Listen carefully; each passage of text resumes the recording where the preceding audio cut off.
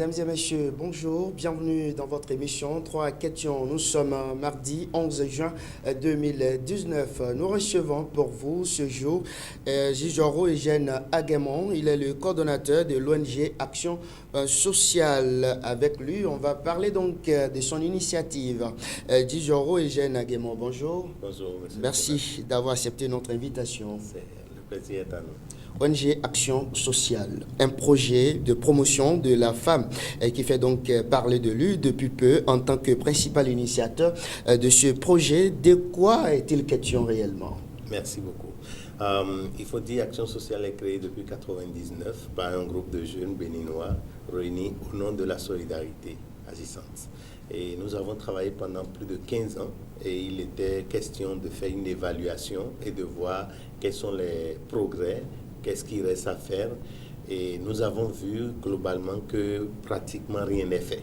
Parce que quand on voit encore que 11 millions d'habitants sont encore dans la pauvreté ambiante, ça veut dire qu'il y a beaucoup à faire. Ce n'est pas les ONG qui manquent, ce n'est pas les initiateurs de projets pour la promotion de la femme qui manquent, ce n'est pas les mots autonomisation de la femme qui manquent.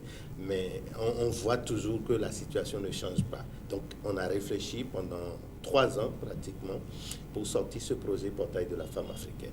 Alors, oui, allez-y. de quoi s'agit-il concrètement? Voilà. Il faut mettre la femme au cœur du développement. Parlons justement de ça. Le projet tourne autour de plusieurs volets, dont la solidarité féminine. Pourquoi mettre la solidarité au cœur de la réussite du projet? Merci beaucoup.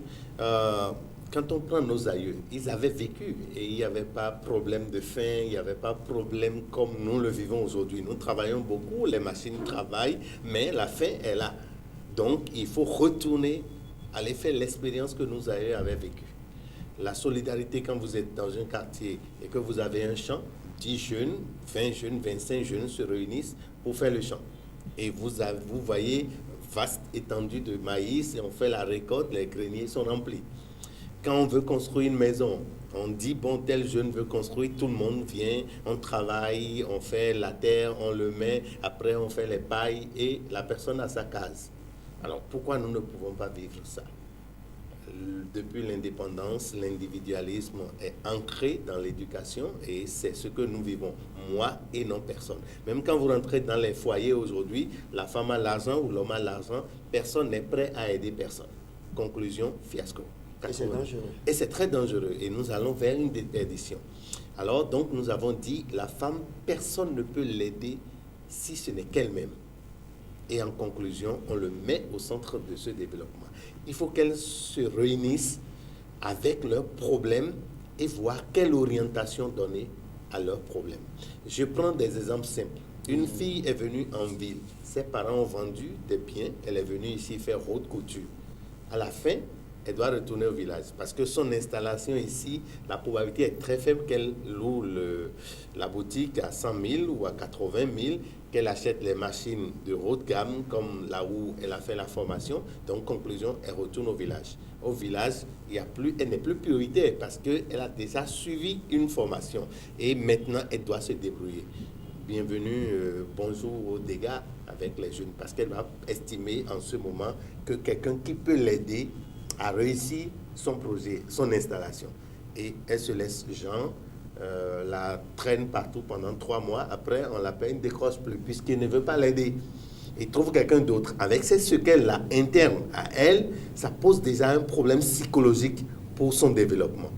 Mais si les femmes se réunissent sur une plateforme, comme on le dit, Portail de la femme, et qu'elle a un problème, et qu'elle appelle simplement pour dire « Je suis telle fille, je suis dans telle localité, j'ai tel problème ». Dès qu'elle dit ça, l'équipe nationale envoie quelqu'un, voit de quoi s'agit-il, qu'est-ce qu'on va faire, et on fait soit un projet, soit on fait un plan d'affaires, si c'est un projet commercial. Donc c'est un projet assez vaste. Hein. Voilà, donc quand on envoie ce projet sur la plateforme, un message systématique va vers toutes les femmes de la plateforme pour leur dire « Projet Ketou, 150 000 ». Alors s'il y a 1 million de femmes sur cette plateforme, imaginez-vous qu'elles donnent 1 franc, ça fait combien? L'objectif est atteint. L'objectif est atteint, au lieu d'elles, on va aider 10 femmes. D'accord. Nous poursuivons toujours cette émission. Les barrières sociologiques existent. Comment faire aujourd'hui pour fédérer toutes les énergies autour de tel projet? Merci beaucoup. Vous savez, on est en face d'une situation, périr ou sauver. Donc, soit on sauve l'honneur de la femme, soit on la laisse comme nous le vivons aujourd'hui. Parce qu'aucun parent, aucune mère ou aucun père ne peut accepter que sa fille change d'homme à homme tout le temps. Il y a des femmes aujourd'hui qui se retrouvent avec 3 enfants de différents pères. C'est compte tenu de la situation. Mais le projet Portail de la femme, la plateforme Portail de la femme, vous allez là-dessus, il y a le volet santé, il y a le volet éducation, il y a le volet éducation familiale, il y a le volet solidarité, il y a le volet emploi. Emploi, je vais brièvement parler de ça parce que, vous savez, l'éducation, le système éducatif de chez nous, c'est comme un serpent. Il ne tourne pas, c'est comme ça. Et quand la personne finit, il est comme ça aussi, comme on l'a formé. Donc, pour courber, c'est impossible. Je prends une femme qui a fait la comptabilité. Elle finit, elle a la licence, elle a tout ce qu'il faut, mais elle a peur de commencer par proposer son offre à des structures. Parce qu'elle n'a pas eu l'éducation d'entrepreneuriat. Et donc, le portail de la femme se dit aujourd'hui, quand vous finissez, vous allez vous inscrire sur la plateforme et on vous donne la notion d'entrepreneuriat, comment rédiger son CV, ce qu'il faut pour faire les entretiens d'embauche et comment sauvegarder son travail. Et la femme devient maintenant une femme complète. Au lieu d'être demandeur d'emploi, elle devient quelqu'un qui propose, qui offre ses compétences à plusieurs structures. Elle qui a fini, qui a fait cette formation, a 10 sociétés qu'elle doit coacher, qu'elle doit accompagner. Et ces sociétés lui payent 25 000, le BABA. Donc, ça lui fait 250 000. Si c'est 2 personnes qu'elle emploie, elle va les payer et elle va aussi subvenir à ses besoins. Donc, voilà un peu le concept. C'est un nouveau concept. Ça va être dû pour que les femmes acceptent, compte tenu des pesanteurs sociaux, qu'elles ne s'acceptent pas à l'origine. Donc, elle doit commencer maintenant par s'accepter. Personne ne peut dire qu'il peut vivre seul. Jamais. Il a besoin de celle qui vend la cassa, là-bas, le cultivateur et tout. C'est le tout qui donne un bon résultat. Quand vous prenez la voiture, vous voyez le nombre de personnes qui interviennent pour qu'une seule personne conduise la voiture.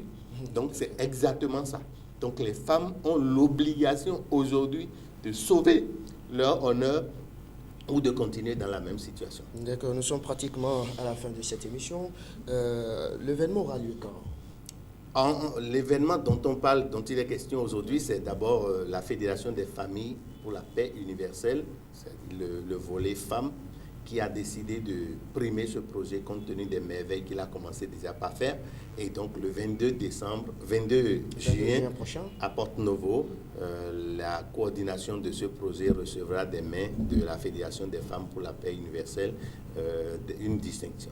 Donc le lieu et la date, le lieu et l'heure seront communiqués. Oui, on va vous communiquer ça certainement, mais on invite toutes les femmes à aujourd'hui s'inscrire sur cette plateforme parce qu'il y a en fait, c'est un condensé de projets, d'actions qui sera fait sur la femme et non comme on le fait, quelqu'un vient, il fait un peu, il part, il fait un peu, il part et on ne trouve pas l'effet. Y a-t-il un contact à appeler? Oui, le projet a son contact 91 31 01 31, 91 31 01 31 ou le 60 00 78 78. Ça, c'est le contact du projet.